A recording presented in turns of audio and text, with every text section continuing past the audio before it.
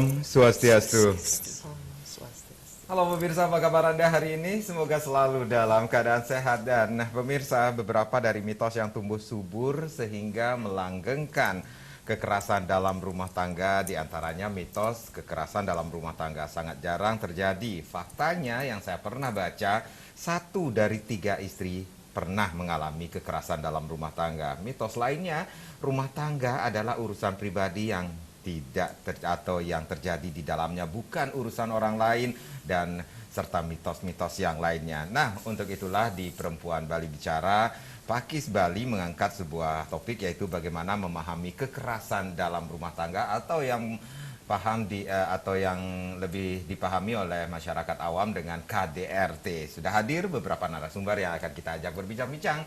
Tentunya pada hari ini langsung saja saya sapa. Yang pertama ada Ibu Cho, istri Agung Kusuma Wardani, selaku Manggala Pakis MDA Bali. Om Swastiastu, Bu Cho. Menapigatra niki, Bu Cho. Sehat selalu, nggih.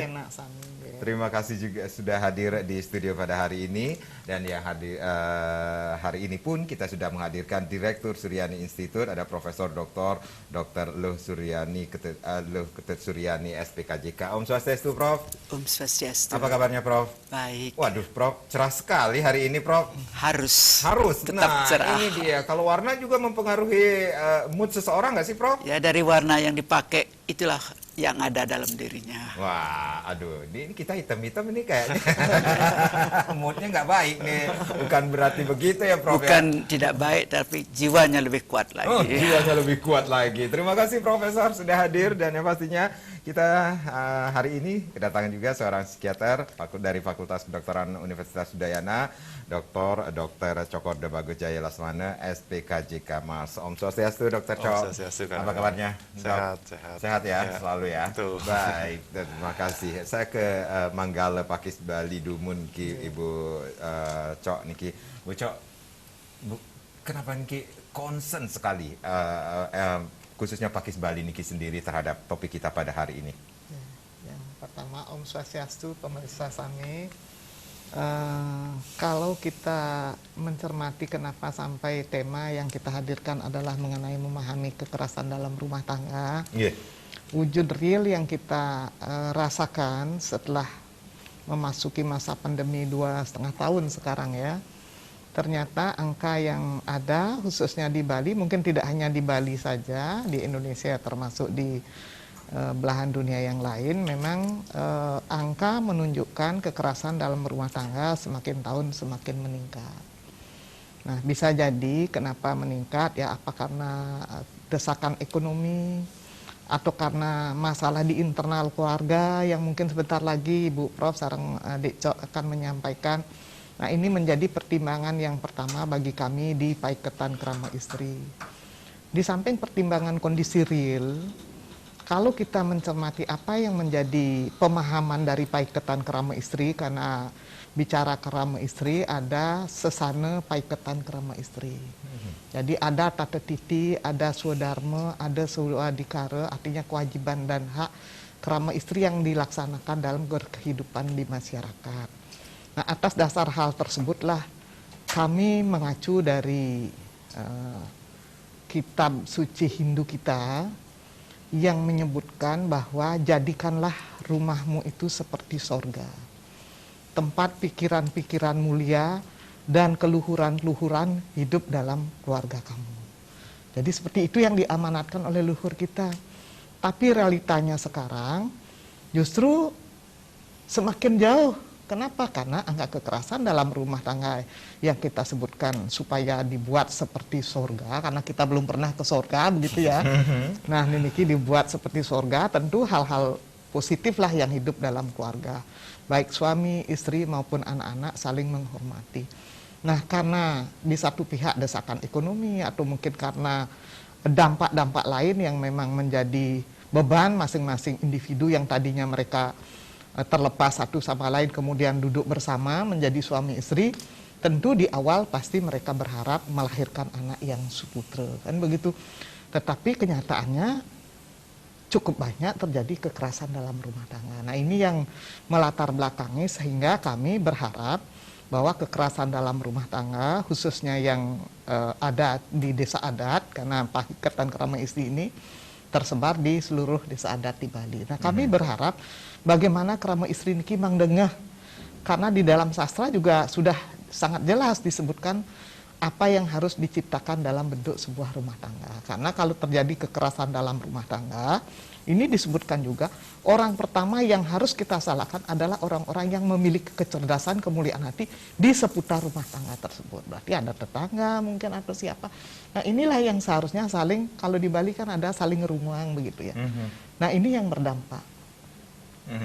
Oke, ibaratnya sebuah rumah itu diibaratkan seperti sorga bagi pasangan suami istri seperti itu, dalam keluarga seperti itu. Tempat Ibu kemuliaan dan keluhuran berkumpul di situ, bagaimana berbicara satu sama lain, saling menghormati.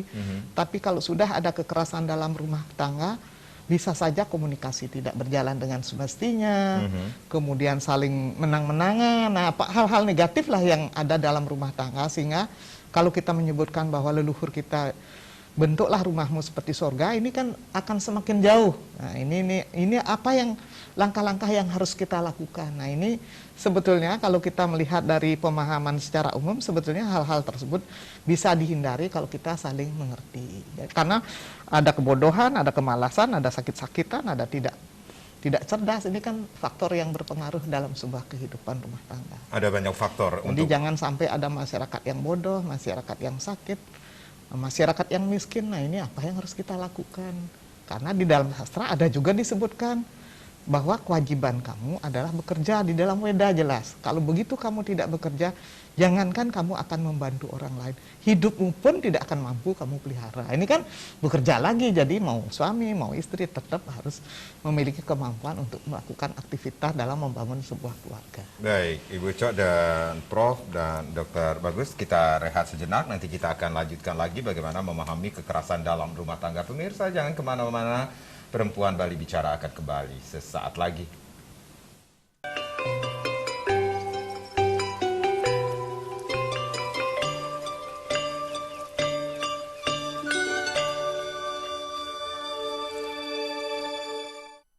Terima kasih Anda yang baru saja bergabung bersama kami dalam Perempuan Bali Bicara bersama Pakis Bali, bagaimana memahami kekerasan dalam rumah tangga. Saya ke Ibu Cok dulu selaku Manggala Pakis MDA Bali niki sendiri.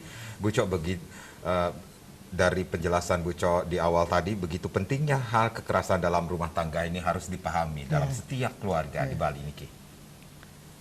Kalau kita bicara harus memahami, harus dipahami ya. Harus dipahami. Ya, harus dipahami, karena bagaimanapun titik awal dari kemajuan sebuah bangsa itu kan dari keluarga, ya, dari keluarga.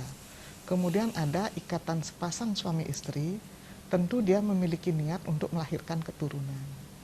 Keturunan yang dia lahirkan tentu berharap kita sering mendengar melahirkan anak yang suputra, gitu kan. Kita berpikir yang suputra itu yang seperti apa, kan begitu masyarakat banyak. Mudah-mudahan kamu nanti melahirkan anak yang suputra, dia tumbuh menjadi anak yang suputra. Nah, di dalam sastra Hindu ternyata disebutkan jelas bahwa yang disebutkan anak yang suputra, bagaimana sebuah keluarga bisa menghadirkan anak yang suputra. Yang suputra itu yang seperti apa?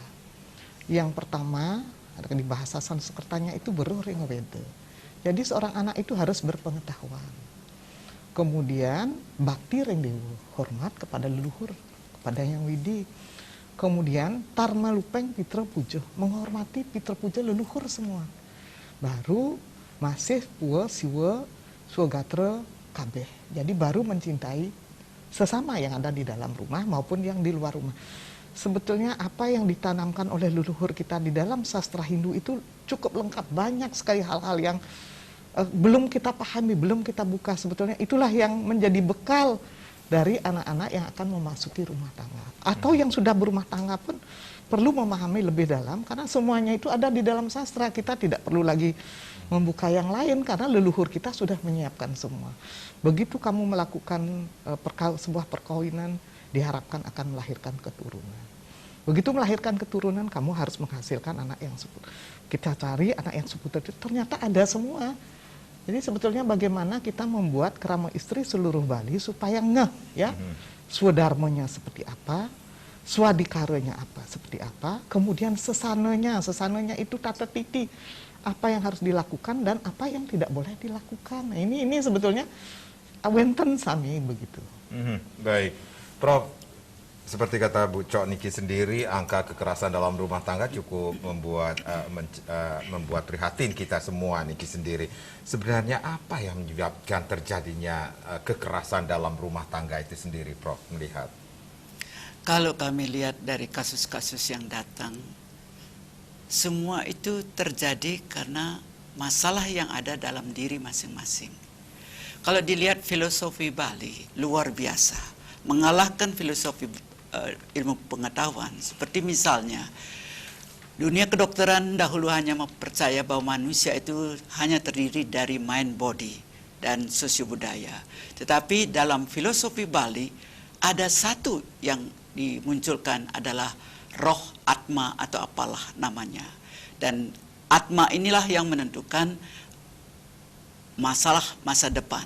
Sehingga di Bali diajarkan sebelum membuat anak, bertapalah. Karena di sana akan lahir anak-anak yang berkualitas. Tapi semua teori-teori filosofi yang diajarkan oleh leluhur kita tidak pernah dipahami, disebarkan, dan kemudian dilaksanakan. Yang ada adalah lebih banyak ke upacara-upacara. Nah, sekarang kalau kita mau mengubah, kita bisa mengikuti apa ajaran dari leluhur kita, mari kita mencoba melihat bukan dari ritualnya, tetapi dari spiritualnya. Maukah kita belajar dari ini? Misalnya, diajarkan sebelum menikah, harus dalam keadaan semua sudah siap. Artinya mentalnya siap, fisiknya juga siap, dan semuanya siap dalam keadaan mau menjalani kehidupan yang baru. Tetapi belum apa-apa sudah terjadi keributan. Misalnya masalah kastakah, masalah anak ini sudah hamil dahulu, dan lain-lainnya. Jadi kalau kita ingin melahirkan anak berkualitas, harusnya kita mulai ajarkan, tidak hanya setelah besar, justru waktu anak-anak. Orang tua harus memahami filosofi Bali yang sebenarnya, yang sederhana, tetapi sangat luar biasa. Itu yang harus dipahami untuk menentukan masa depan ke depannya. Ya, Prof. misalnya seperti kita ini kan tidak pernah percaya ada roh. Ngomongnya iya, tapi tidak pernah tahu. Padahal sebenarnya roh atma itu terjadi waktu hubungan seksual pertama itu. Jadi malamnya melakukan hubungan seksual, paginya sudah ada roh. Roh ini lengkap semuanya dengan ramalannya apa yang akan terjadi dan apa yang harus dilakukan kalau ingin menjadi anak yang hebat. Tapi ini kan sekedar hubungan seks. Dan kemudian 9 bulan pertama, itu pun juga ajaran dari leluhur kita bahwa akan masuk masalah-masalah, bagaimana dia harus menghadapi kehidupan. Bisakah 9 bulan itu ibu bapak bertapa, tidak mudah marah, tidak berkelahi, tidak melakukan sesuatu yang aneh. Nah, karena kita akan menanamkan bagaimana anak itu menghadapi kehidupan. Dan yang ujian yang terakhir adalah dalam kandungan ibu adalah bagaimana dia dilahirkan. Bisakah ibu itu menahan jeritan itu untuk menanamkan pada diri hidup itu tantangan, makin ditentang makin menantang, sehingga ibu itu dalam melahirkan tidak menjerit, tidak menangis, dan anak itu akan menghadapi dunia kehidupan baru itu dengan walaupun dengan teriakan tetapi dengan rasa gembira dan seterusnya. Jadi di ajaran di Bali itu sudah luar biasa. Sekarang maukah kita mempelajari ajaran yang diberikan itu gabung dengan kedokteran yang tidak memahami tentang atma atau roh itu, sehingga kita mau menerima bahwa leluhur kita luar biasa. Baik, dokter. Dokter Cok Bagus, ini kenapa KDRT itu bisa terjadi kemudian banyak kasus yang semakin memprihatinkan bagi masyarakat ini, bagi kita semua. Ya, bahkan meningkat tadi kan Ibu Tia mengatakan di masa pandemi, bahkan yang kita berharap bahwa ketika mereka kembali ke rumah ada kesempatan untuk berkumpul dan bisa meluangkan waktu lebih banyak untuk keluarga. justru ternyata angka kekerasan tersebut meningkat. Nah, ini juga perlu dipahami apakah memang sebelumnya sudah ada permasalahan sehingga ketika didekatkan itu semakin terjadi gesekan yang luar biasa dan meledaklah angka kekerasan tersebut. Karena kita sering mengabaikan hal tersebut. Misalnya terkait kekerasan ini kita lebih melihat kemudian setelah kejadian. Lupa bahwa sebenarnya seperti kata Prof tadi, sebenarnya bisa kita detect dari awal, di awal-awal kehidupan bahkan, bagaimana mereka dibuat, bagaimana mereka dibesarkan. Karena di usia-usia awal kehidupan itu menentukan apakah mereka akan memiliki tendensi untuk melakukan tindak kekerasan atau tidak. Dan di usia 6 sampai 24 bulan itu lebih spesifik lagi adalah bagaimana ketika bayi itu mempunyai harapan untuk dia dicintai, kasih sayang, kedekatan dengan caregivernya utamanya ibu. Nah, sehingga wajar kemudian orang mengatakan di tangan ibu atau perempuan sebenarnya apakah generasi yang kita lahirkan ini identik dengan kekerasan atau tidak. Nah, ketika di usia 6 sampai 24 bulan itu mereka tidak mendapatkan apa yang menjadi harapan sebagai seorang bayi, kasih sayang, diperhatikan, dicintai. Karena kita lihat sekarang ibu-ibu kan sibuk update status, sibuk ngecek belanjaan apa yang perlu dibeli, kemudian baju apa yang mesti dipakai, kemudian mengabaikan bahwa mereka punya anak yang baru saja dilahirkan yang membutuhkan kasih sayang. Nah, ketika si bayi ini tidak mendapatkan apa yang diharapkan, maka akan muncul rasa marah, rasa jengkel, tidak jarang juga merasa terteror karena kita lihat juga banyak orang tua menunjukkan kekerasan ataupun argumen sebenarnya menurut mereka, tetapi buat bayi ini kan tidak memahami, mereka melihat sebagai sesuatu yang mengerikan. Dan rekaman ini akan tidak banyak berubah ketika mereka menjadi dewasa. Dan ini tidak bisa kita identikan dengan bagaimana mereka menjalin hubungan asmara, kemudian berpacaran. Itu sebenarnya sudah bisa terdetek oleh pasangannya. Apakah pacarnya ini akan punya tendensi melakukan kekerasan atau tidak? Apakah hubungan mereka memiliki sisi romantisme atau sudah dibumbui dengan rasa curiga, kemudian ketakutan akan kehilangan pasangan dan sebagainya. Sehingga kalau memang mau mencegah terjadinya kekerasan dalam rumah tangga itu sebenarnya bisa dari sana. Cuman kita kan terbuai kemudian, nanti kalau sudah menikah pasti akan berubah, karena saya yang akan mengubah mereka, berharap demikian. Tapi pada kenyataannya, apa yang sudah tertanam sejak kecil, itu relatif tidak banyak berubah ketika mereka menjadi dewasa dan menjalin hubungan utamanya ketika berumah tangga. Dan ini yang kemudian membuat kita merasa bahwa ada sesuatu yang salah. Kemudian juga bisa diidentikan dengan, seperti Bu Tia katakan, ketidakmampuan untuk berkomunikasi. Nah, banyak mereka yang melakukan kekerasan dalam rumah tangga itu karena memang memiliki kemampuan komunikasi yang kurang. Ya, sehingga fisik yang jalan, agresif yang muncul, tidak lagi kata-kata yang bisa menjelaskan apa yang menjadi permasalahannya atau mendeskripsikan apa yang diinginkan. Dan ketika fisik atau kekerasan yang muncul, ini yang kemudian membuat ada korban. Nah, ketika ada korban bukan berarti kemudian permasalahan selesai. Justru akan menjadi siklus baru, bahwa kekerasan itu akan berulang. Mereka yang menjadi korban berharap akan selesai permasalahan karena setelah kekerasan biasanya ada upaya untuk rujuk, untuk berdamai, sehingga ada istilah namanya honeymoon effect. Merasa, oh saya sudah berubah, sudah bisa baik, sudah bisa lagi diajak makan bareng, diajak ke nonton bareng dan sebagainya. Tapi kemudian permasalahan yang tidak terselesaikan tersebut karena misalnya karena kesulitan dalam berkomunikasi itu masih tetap ada karena tidak ada perubahan, perbaikan. Dan itu yang mengulang kemudian mereka menjadi melakukan tindakan kekerasan tersebut. Tapi juga kita perlu pahami bahwa permasalahan kekerasan dalam rumah tangga ini bukanlah hanya domain keluarga tersebut. Betul kata Bu Tia tadi, bukanlah hanya domain keluarga tersebut, tapi ini adalah cerminan dari permasalahan yang ada di masyarakat, yang menunjukkan bahwa masyarakat kita ini memang identik dengan permasalahan yang memunculkan kekerasan. Coba kita lihat pemberitaan. Kalau diperas itu mungkin darah saja isinya. Karena yang dimunculkan kalau tidak pemukulan, pembunuhan, penjamretan, dan kekerasan-kekerasan lainnya, kekerasan seksual, kekerasan emosional, bullying pada anak-anak.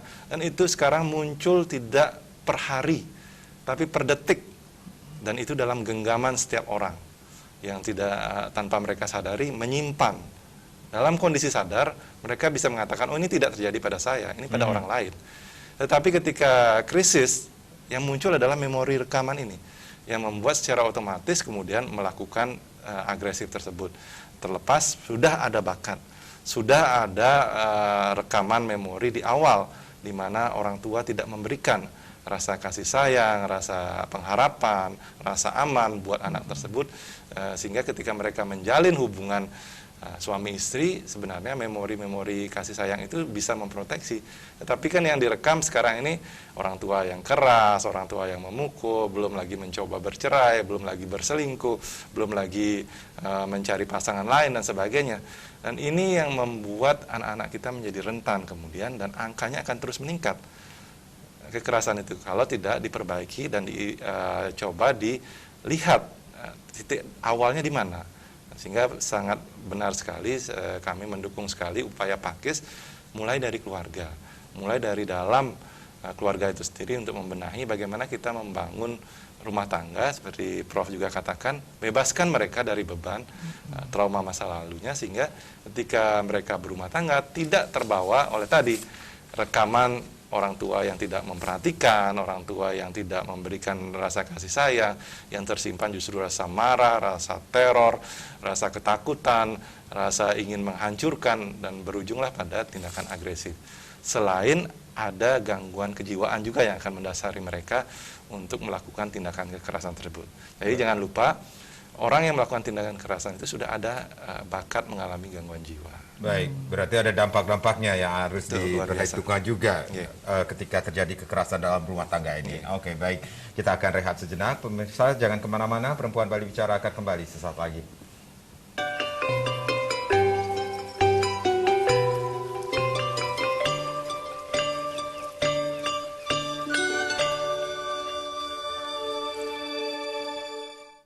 Memahami kekerasan dalam rumah tangga masih menjadi topik kita di Perempuan Bali Bicara. Masih bersama Pakis Bali, Ibu Tia Kusumawardhani selaku Manggala Pakis Bali Niki sendiri. Kita menginginkan setiap perkawinan itu, pernikahan itu pasti yang terbaik dalam kehidupan untuk masa depannya. Nah, ini kalau kita berbicara tentang perkawinan, pernikahan yang harmonis itu seperti apa sih, Bu?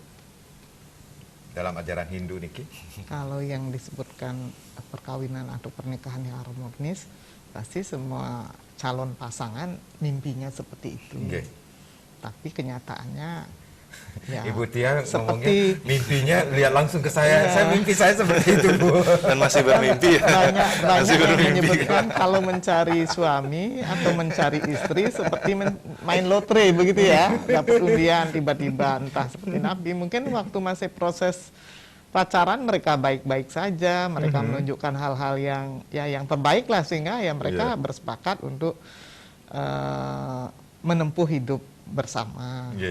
Tapi seperti tadi disampaikan, ternyata luar biasa pengalaman pada saat usia 0 sampai 6 tahun itu kan disebutkan golden age ya, usia emas, yang dimana ternyata di dalam sastra Hindu tidak 0 sampai 6 tahun, tetapi 0 sampai 5 tahun ada di dalam niti sastra disebutkan bahwa 0 sampai 5 tahun perlakukanlah putra-putrimu seperti kamu memperlakukan dewa. Artinya tidak ada penyalahan, tidak ada penghukuman, semua anak-anak itu dicintai secara gila-gilaan. Ya, 0 sampai 5 tahun itu orang tua itu harus benar-benar memberikan semua sesuatu yang membahagiakan bagi putra-putrinya.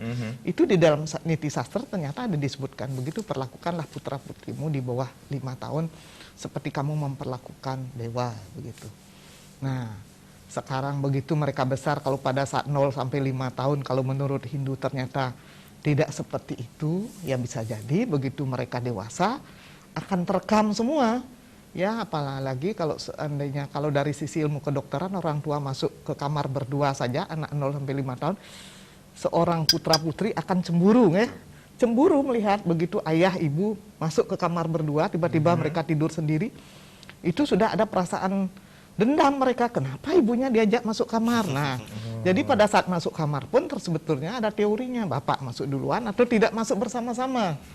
Ini hal-hal yang nyata, real, tetapi dampaknya luar biasa. Mereka merasa bahwa kan ada disebutkan ibu adalah pendidik yang utama, rumah adalah pendidik yang sekolah yang pertama, kan begitu. Nah kalau di dalam rumah saja sudah tidak ada kesesuaian, ya harapan kita untuk menciptakan keluarga yang subur itu kan semakin jauh ya. Apalagi kita tidak pernah melihat surga, begitu kan? Nah, inilah yang sebetulnya menjadi PR kita, tidak hanya pemerintah, tidak hanya organisasi, tapi semua masyarakat niki harus memiliki peran yang sama dalam penumbuh kembangan anak. Nah, sehingga kalau yang disebutkan yang tadi pertanyaannya perkawinan harmonis. Perkawinan yang harmonis itu perkawinan yang memang benar-benar ya kalau kita mau jodoh-jodohin anak, apa dikurung anak orang kan tidak mungkin.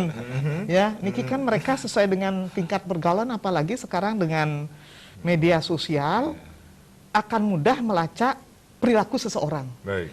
Tanpa dia tahu. Ya, kalau seandainya kita cerdas bermedia sosial, begitu menyebutkan seseorang, semua bisa terekam. Kemudian bagaimana perilaku dia pergaulan, yang di like itu apa saja, semua bisa direkam ya. Jadi sebegitu mudah media sosial itu bisa membuka perilaku seseorang yang ada dalam pikirannya. Kalau dulu kita pacaran ya kalau enggak datang paling hanya sebatas itu, tapi sekarang sudah apa yang di like bisa dicari, siapa temannya bisa dilacak, begitu kan? Artinya begitu membuka pribadi seseorang.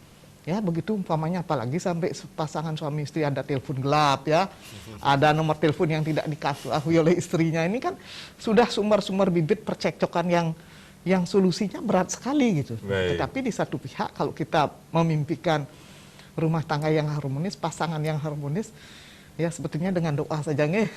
Oke, baik, dengan doa. Karena belum tentu juga apa yang perempuannya yang tidak benar, apa yang lakinya yang tidak benar. Ini kita serba dilema juga. Kecuali tugas kita bagaimana Paikatan Krama Istri lebih banyak mengedukasi. Di dalam sastra Hindu semua wenten. Yen wenten niki buku sesana Paikatan Krama Istri. Niki medaging ya, ini buku niki medaging hak, kewajiban dan sesana. Jadi swadikara, swadharma, dan sesana krama istri seperti napi niki wenten ngeranjing ya. Di dalam sastra Hindu juga banyak dikutip. Sehingga kita berharap kita tidak mencari referensi lain, tetapi apa yang di dalam sastra Hindu ada, mari kita belajar bersama. Apalagi Paikatan Krama Istri sebagai organisasi baru, tentu tugas kami mencari apa yang memang seharusnya bisa diketahui dengan mudah, dengan bahasa yang jelas, sehingga krama istri kepada ngeh. Itu ceritanya. Baik, Prof, setiap orang, setiap pasangan, saya belum punya pasangan nih, Prof, menginginkan hubungan keluarga yang harmonis. Ini seharusnya bagaimana, Prof, hubungan suami istri itu agar tidak terjadi yang namanya kekerasan dalam rumah tangga, Prof? Ini semua terpulang, kalau kita menggunakan teori memori, terpulang dari waktu dia dibentuk, dibesarkan, dan kemudian bagaimana dia bisa mempraktekkan hal tersebut. Kiranya ini yang perlu diajarkan pada ibu-ibu bapak yang ingin berkeluarga dan punya anak. Karena selama ini mereka cuma menikah, punya anak, selesai sudah. Padahal kalau memang menikah dan ingin punya anak, lahirkanlah anak-anak berkualitas. Sebagai contoh, walaupun ini kuno, tetapi ini sampai sekarang masih dipraktekkan di Puri Klungkung misalnya, semua anak-anak yang akan menikah itu tidak boleh hamil. Kalau mantunya hamil, calon mantunya hamil, maka dia harus mendewa saksi. Sampai hari ini. Ada upacaranya juga. Ya, jadi kalau tidak, maka dianggap itu bukan keturunan dari Puri Klungkung. Saya kira ini hal yang perlu menjadi perhatian orang tua, bagaimana kita mendidik anak kita sejak kecil, memberikan kasih sayang, memberikan cinta, dan memberikan rasa bahwa dia dihargai dan dicintai. Kalau sudah ada ini, masuk di dalam memorinya, maka anak itu akan bebas kok ngomong apa dengan mengikuti aturan-aturan yang ada. Jadi kalau kita punya anak, harusnya ditanamkan waktu kecil, waktu bercerita, bukan langsung kamu harus begini, hubungan seks begini, tidak. bukan seperti itu, tapi lewat cerita bahwa kalau dia bisa membantu bapak ibunya waktu kerja, dia di rumah dengan belajarkah atau menjaga adiknya dan sebagainya, maka dia itu akan disayang oleh Tuhan. Dari cerita itu kita tidak ada bercerita lagi. Kalau saya lihat dari pasien-pasien saya, kebanyakan tidak ada waktu untuk ngobrol sama anaknya, apalagi makan bersama. Padahal ini yang paling penting. Maukah kita makan bersama, latih anak itu untuk menyiapkan makan yang akan kita makan, apakah dengan menyiapkan piring dan sebagainya, orang tua masak. Jadi di sana sebagai sebuah tim. Dan waktu makan, jangan cuma makan, tapi ngobrol. Memang di Bali dilarang untuk ngobrol, nanti makanan itu diambil. Tetapi ngobrol jangan sampai menyakiti hati. Tapi ngobrol membuat kita senang, menikmati makanan, tetapi masuk informasi-informasi bagaimana menjadi anak yang baik. Keluarga sebagai tim komunikasi modal untuk mencapai kebahagiaan itu. Ya, seperti dan itu? di sanalah harusnya dilatih bagaimana dia menyajikan makanan, bagaimana mengatur makanan, bagaimana makan dan sebagainya, dan bagaimana menghormati orang lain. Selama makan setengah jam atau 1 jam itu luar biasa memori yang bisa kita masukkan kepada anak. Dan setelah itu biarkan dia mempraktekkan. Dengan orang lain dia harus berani menghadapi orang, jangan baru dipukul diam. Jadi kalau bisa dia menghindar, kalau tidak bisa menghindar, hadapi. Jadi kita harus melatih anak seperti itu. Karena itu kalau punya anak jangan jaraknya jauh. Sekarang itu Maksudnya tidak ada jaraknya jauh itu gimana, ada satu Prof? 6 tahun baru punya adik, kan tidak ada hubungan jadinya. Kalau ingin membuat satu tim, 1 tahun jaraknya itu paling bagus seperti yang saya lakukan. Tiap tahun punya anak, sehingga mereka belajar dari saudaranya dan berantem dengan saudaranya, itu perlu. Sebab kalau tidak orang Bali itu, apalagi yang laki-laki karena disayang, tidak pernah diajarkan untuk melawan, maka perempuanlah yang akan memukul suaminya. Itu yang terjadi di Bali. Jadi bukan perempuan Bali itu luar biasa berani-beraninya karena dari kecil dia dipaksa dihukum kalau dia tidak melakukan sesuatu. Bersyukurlah kita sebagai perempuan Bali, kita berani menghadapi siapa. Tapi laki-laki Bali bungker. Nah, jadi jangan salahkan siapa-siapa. Mari kita perbaiki apa yang terjadi di Bali ini kalau kita ingin melahirkan anak-anak berkualitas. Ini bangga sekali kita sebagai laki-laki bungker ini. Menemui perempuan aja enggak berani. Seperti Dagan sampai sekarang kan belum punya pacar. Prof, nanti ajarin ya, Prof, biar tidak bungker, Prof ya. Oke, saya ke Dokter Bagus. Dok, ini kan harus kita prepare ya, agar tidak terjadi kekerasan dalam rumah tangga.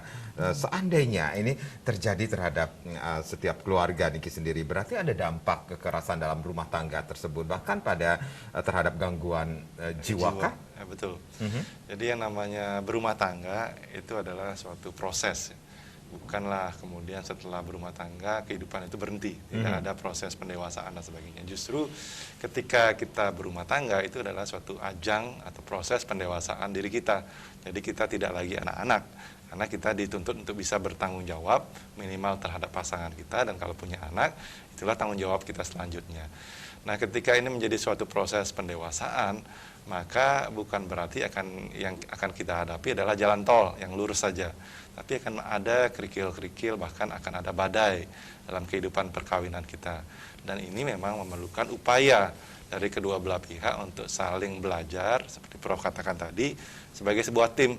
Karena kalau tidak menjadikan ini sebagai sebuah tim, maka akan mudah tercerai-berai, karena kita tidak memahami satu sama lain dan tidak ada upaya untuk memperbaiki. Jangan sampai kekerasan yang pernah kita lakukan itu menjadi berulang dan menjadi terus-menerus. Bahkan dikatakan kan kalau sudah di orang tuanya, karma kepada anak dan keturunannya akan berlanjut. Apalagi kalau sudah misalnya ada bibit kawin cerai, maka otomatis anaknya dan keturunannya juga akan merekam itu.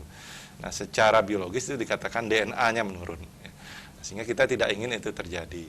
Nah, yang paling juga perlu diperhatikan tadi kan sebenarnya orang tua kita sangat memberikan hal yang mudah dan sederhana, cuman kita kan jarang mau, seperti Ibu Tia katakan, kuno, tradisi.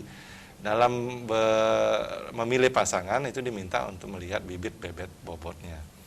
Nah, kalau sudah itu bisa kita strict dalam mencari pasangan, tentu dalam menjalani kehidupan berumah tangga itu akan lebih mudah. Cuman kita sebagai manusia kembali lagi kan pilihan. Nah, ada yang menganggap bahwa hidup itu tantangan. Kalau saya dapatnya yang bagus-bagus, ya nggak tertantang hidup saya. Tapi kalau saya dapat yang nyeleneh sedikit, nah ini tantangan buat saya. Misalnya pasangannya suka keras memarahi, nah, dia waktu kecil mungkin juga mendapatkan kekerasan dan merasa ini sekarang tantangan saya. Saya bisa men-challenge kekerasan yang dulu tidak bisa saya hadapi, ini akan saya coba hadapi. Nah, kalau punya moto seperti itu, hidup adalah tantangan, boleh kita berargumen dalam berumah tangga. Tetapi bila tidak ada itu, maka perlu untuk melihat apa yang menjadi kekuatan dari diri kita, apa yang menjadi kekurangan dalam diri kita, sehingga tidak sampai membuat kita mengalami gangguan kejiwaan. Karena kalau sudah melakukan tindakan kekerasan, itu identik biasanya dengan kondisi gangguan depresi, atau kepribadian ambang, dan bahkan kepribadian antisosial. Nah, kepribadian ambang ini tanpa dirangsang dia akan muncul keinginan untuk melakukan tindak kekerasan pada pasangannya karena memori yang sudah didapat waktu kecil tersebut. Tapi kalau antisosial, dia akan ada yang merangsang, dia akan terprovokasi untuk melakukan tindakan agresif terhadap pasangannya. Dan tidak jarang karena depresi tadi, bahwa waktu kecil dia sudah merasa kehilangan, merasa marah, jengkel dan sebagainya, terbawa. Nah, depresi tidak harus dia merasa sedih, tetapi depresi ini muncul juga sebagai suatu bentuk kemarahan, yang ketika dia berumah tangga, yang menjadi objek utamanya adalah pasangannya. Dan kalau tidak mampu dengan pasangannya, ketika mereka punya anak, anaklah yang akan menjadi sasaran. Makanya di pemberitaan beberapa waktu lalu kan kita lihat orang tua melakukan kekerasan seksual pada anaknya. Yang di dalam kamus mungkin orang budaya Bali tidak pernah memikirkan bahwa orang tuanya sendiri akan melakukan tindakan kekerasan utamanya seksual pada anaknya sendiri, darah dagingnya sendiri. Tapi ini terjadi. Nah, ini menunjukkan bahwa ada gangguan kejiwaan yang tidak terdeteksi oleh keluarga tersebut maupun oleh masyarakat. Baik, kita akan lanjutkan lagi perbincangan bagaimana memahami kekerasan dalam rumah tangga sesaat lagi. Kami akan kembali, tapi tentunya setelah yang berikut ini.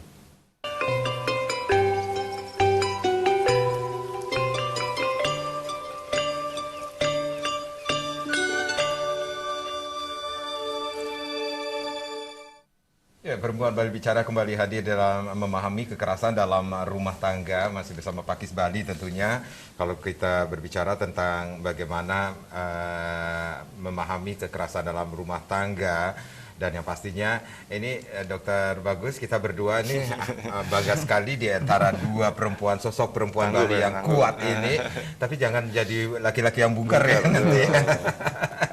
Prof, ini kalau kita sesuai dengan topik kita, kekerasan dalam rumah tangga, ini kan identik sekali dengan kekerasan ya perempuan yang menjadi korbannya. Padahal bukan hanya perempuan saja yang bisa jadi korban, bisa jadi anak, kemudian suami pun bisa jadi korbannya. Nah, ini adakah kaitannya dengan keyakinan bahwa laki-laki memiliki kekuasaan atas perempuan dan anak sehingga terjadinya kekerasan dalam rumah tangga itu, Prof? Menurut pandangan saya, kekerasan dalam rumah tangga itu terjadi karena memori waktu kecil. Jadi apakah ibunya atau bapaknya yang keras, tetapi masuk di dalam memori anak itu bagaimana untuk menghadapi sesuatu, bisa dengan memukul, bisa dengan menjambak, dengan lain, semua masuk, sehingga di dalam dirinya ada rasa takut, ada benci dan sebagainya. Nah, kalau ingin membuat mereka bahagia menjalani perkawinan, yang terbaik adalah sebelum menikah, masing-masing pasangan harusnya sudah dibersihkan dari memori masa lampau. Di Bali itu sudah ada kan, disuruh melukat, membayuh dahulu, baru boleh menikah. Sehingga beban masa lampaunya waktu kecil dan dibesarkan itu bisa diperbaiki. Dia melihat dari segi positifnya. Misalnya dimarahi oleh ibunya atau bapaknya, dia harus berani menghadapi dengan tenangkah, dengan ngomongkah, dan dengan melihat dari segi positifnya. Jadi semua itu bisa diperbaiki kalau kita berpikir dari segi memori, bukan karma pala, tetapi ini dari segi memori sehingga harapan tetap ada. Jadi menurut saya sebelum mereka, kalau memang pasangan itu sudah merasa saling mencintai, saling memerlukan dan saling menghargai, maka lebih bagus sebelum menikah, sebelum melakukan hubungan seksual, terapi dahulu. Bebaskan diri dari beban masa lampau, dia melihat beban masa lampau itu sebagai cemeti untuk dia bangkit dari segi positifnya. Artinya dua-duanya bisa menjadi korban sebenarnya. Semuanya, tidak hanya laki-laki, perempuan pun jadi korban kok. Tergantung pendidikan yang diperoleh waktu kecil. Ya, kalau pendidikannya perempuan itu berani menghadapi tantangan keras dan sebagainya, dia biasanya akan mendapat laki-laki yang mengikuti saja. Biasanya laki-laki bongkar seperti itu. Atau kalau laki-lakinya keras, istrinya yang bongkar. Jadi Tuhan sudah mengatur demikian. Casingnya laki-laki, otaknya perempuan. Jadi tidak selalu perempuan yang keras, tidak selalu laki, keduanya bisa. Nah, bisakah keduanya ini dibebaskan dari beban masa lampau? Jadi harusnya dari Pakis membuat syarat sebelum mereka menikah. Kalau memang sudah pasangan akan melakukan pernikahan, maka bebaskanlah diri dari beban masa lampau.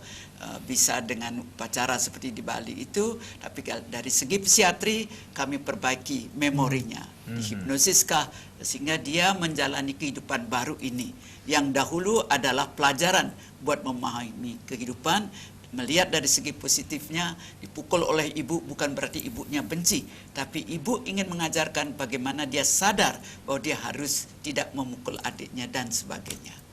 Memori masa kecil itu akan berpengaruh. Jadi semua itu bisa berubah kalau kita memakai teori seperti tadi, bukan karma pala, tetapi karma pala itu akan jalan kalau kita tidak memahami apa yang dimaksud oleh Tuhan bahwa kita harus merubahnya. Artinya ideologi patriarkat itu mesti dirubah, yang selama ini menganggap bahwa semua ada di tangan laki-laki dan membuat bahwa laki-laki itu yang melakukan tindak kekerasan, sementara perempuan menjadi korban. Itu perlu diperbaiki, bahwa keduanya pun bisa memegang peranan, entah menjadi pelaku ataupun menjadi korban kalau tidak disiapkan. Karena seperti tadi, punya kemampuan ketika mereka mengontrol, ketika mereka memiliki kekuatan untuk mengontrol baik dalam hal fisik, mental maupun juga ekonomi. Dan sekarang kan ekonomi menjadi sesuatu yang diperhatikan sekali karena 2 tahun krisis pandemi ini betul-betul membuat orang merasa bahwa dengan ekonomilah mereka bisa bertahan. Sementara dari dirinya tidak ada motivasi lagi untuk bangkit. Nah, ini yang membuat saya rasa sangat rentan untuk memicu munculnya kekerasan dalam rumah tangga. Yang kedua itu faktor nyentana di Bali, di mana laki-laki akan diambil sebagai anak di keluarga perempuan. Nah, ini harus ditanamkan, bukan nyentana itu berarti Anda tidak punya hak apa-apa. Tetap sebagai suami istri. Kalau tetap merasa nyentana itu saya menjadi istri berubah posisi, ya terjadilah kekerasan seperti ini. Berarti saya siap nyentana ini. Mulai nyentana untuk melahirkan anak berkualitas, tetapi tidak harus dia dianggap dia akan jadi budak di keluarga perempuan, tidak. Agar tidak menua dalam kesendirian. Dok, ini seperti kata Prof, ini komunikasi adalah hal yang terpenting untuk keluarga dan sebagai tim untuk mencapai kebahagiaan itu. Seandainya ini dalam setiap keluarga kan pengennya keluarga yang harmonis, jauh dari kekerasan dalam rumah tangga. Tetapi kadang seperti kata Ibu Tia ini kan angkanya cukup tinggi juga, cukup membuat kita mengurut dada nih. Ini kekerasan dalam rumah tangga kok semakin banyak seperti itu. Ini ada nggak sih penanganan yang harus dilakukan untuk itu? Penanganan yang paling bagus adalah mencegah. Mencegah di sini tentu yang kita tekankan adalah edukasi.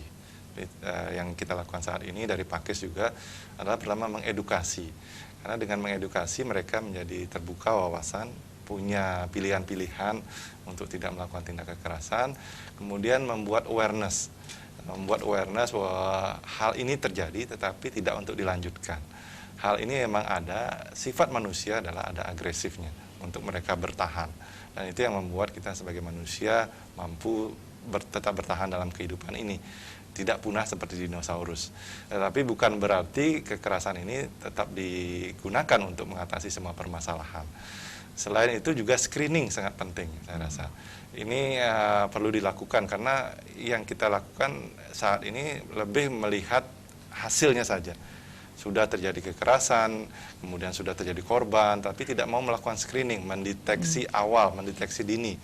Karena kekerasan dalam rumah tangga ini tidak hanya berakhir kepada adanya luka, adanya memar, adanya upaya untuk cerai, tapi banyak juga yang berujung pada pembunuhan maupun bunuh diri. Nah, ini perlu diwaspadai karena kalau tidak disikapi, tidak dicarikan solusinya, seperti tadi edukasi, awareness, kemudian juga screening, maka kita tidak akan bisa membantu mereka mencegah mereka untuk ke arah yang lebih buruk. Karena sudah ada pemikiran untuk membunuh pasangannya, sudah ada pikiran kemudian untuk mengakhiri dirinya karena tidak mampu mencari solusi dari permasalahan tersebut. Nah, siapa yang harus melakukan ini? Tentu semua pihak. Tidak bisa hanya keluarga itu saja, tidak bisa hanya dari tenaga medis saja, tidak bisa hanya dari Pakis saja, ada PKK, tidak bisa hanya dari puskesmas saja, tapi semua pihak. Maukah kita melihat bahwa keluarga ini adalah pondasi untuk membangun bangsa dan kita menyadari adanya kemungkinan untuk terjadinya kekerasan tersebut. Nah, saya rasa dengan mengedukasi, membangun awareness, kemudian melakukan screening, mendeteksi dini, itu akan membuat mereka punya kesempatan tidak untuk jatuh ke kondisi yang lebih berat lagi. Tidak akan muncul kekerasan yang berujung pada pembunuhan maupun bunuh diri. Nah, itu yang saya rasa perlu kita lakukan segera untuk tidak membuat anak-anak yang terlahir justru sudah ada memori untuk melakukan tindak kekerasan dalam rumah tangga. Baik, Prof, yang saya ingat adalah Prof pernah menuliskan moto ini, hidup adalah perjuangan, hidup adalah kebahagiaan, hidup itu indah, penuh dengan kemungkinan, dan pastinya menari di atas stres. Nah, itu dia. Itu yang apa yang ingin disampaikan, hidup menari di atas stres itu, Prof? Kalau ingin hidup menari di atas stres, kita bisa menggunakan kemampuan spirit, roh, atma itu. Ikuti meditasi yang kami ajarkan, yang kami dapatkan untuk Bali ini, yaitu meditasi relaksasi spirit, di mana kita menggunakan kemampuan spirit itu. Dan dengan menggunakan kemampuan spirit, maka Anda akan belajar apa yang harus dilakukan dan apa yang tidak boleh dilakukan. Dan dengan belajar seperti ini, Anda pun juga bisa memperbaiki diri dengan sekitar 10-15 menit, tidak perlu lama, 2 kali sehari. Dan kemudian Anda melakukan relaksasi sebelum tidur, sehingga Anda akan memunculkan spirit Anda dan Anda tahu apa yang harus dilakukan. Dengan melatih diri seperti ini, Anda tidak perlu terus kemana-mana mencari penyembuh dan sebagainya. Anda bisa menyembuhkan diri Anda dari diri sendiri. Gunakan kemampuan spirit yang diberikan oleh Tuhan pada diri kita ini. Tapi kita orang Bali jarang mau menganggap itu hanya khusus untuk pedanda, untuk siapa yang mempunyai kemampuan spiritual saja. Tidak. Meditasi itu semua orang bisa melakukannya. Tetapi jangan sampai kita, kalau metode saya, jangan membayangkan, jangan mengosongkan pikiran, tapi biarkan secara alami. Biar spirit kita yang mulai bekerja. Kalau pikiran kosong, apa yang terjadi, Prof? Oh, nanti masuk roh-roh lain. Oh, gitu. Dan Anda akan ngamuk tanpa disuruh. Oh, ini roh saya yang menyuruh, padahal diri Anda sendiri. Oh, Kemudian konsul ke dokter jiwa. kedatangan, kedatangan kerauhan gitu. Dan juga kalau meditasi jangan lama-lama. Ya, cukup 10-15 menit. Hidup kita bukan untuk meditasi, untuk kerja. Baik, Ibu Tia, seperti kata Dokter Bagus ini sendiri, ternyata tanggung jawab jika terjadi kekerasan dalam rumah tangga bukan hanya keluarga itu sendiri, tetapi banyak yang bertanggung jawab jika terjadi kekerasan dalam rumah tangga. Pemerintah, masyarakat berperan untuk memutus mata rantai kekerasan terhadap terjadinya kekerasan dalam rumah tangga ini sendiri. Nah, dan itu pun sudah dilakukan dari Pakis Bali untuk menekan, kemudian memperkecil terjadinya kekerasan dalam rumah tangga nih. Ini begini ya, kalau kita bicara balik lagi kekerasan dalam rumah tangga, ini kita bukan hari ini saja ya.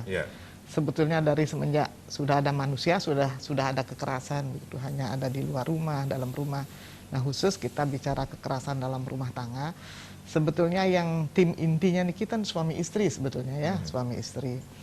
Nah kemudian kita kalau melihat dari posisi Paiketan Kerama Istri, ini kita memiliki tugas bagaimana mensejahterakan masyarakat Bali.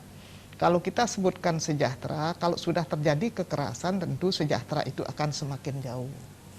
Nah, di dalam sastra Hindu jelas disebutkan siapa yang ada di dalam rumah tangga niki sastra Hindu niki matam, pita, guru, deva. Jadi yang pertama aku akan menyembah ibuku matam. Jadi ibuku yang akan aku sembah. Setelah itu barulah aku akan menyembah ayahku. Setelah itu aku akan menyembah guru dan leluhurku. Terakhir barulah aku akan menyembah Brahman, Tuhan. Nika wentan nika ngeranjing.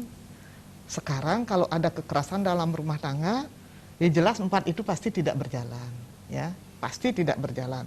Nah, mungkin sapunapi untuk Kerama Istri seluruh Bali, saya ada lagu satu ya, lagu yang bisa mengingatkan kita semua, yang sepertinya itu catatan bagi kita semua.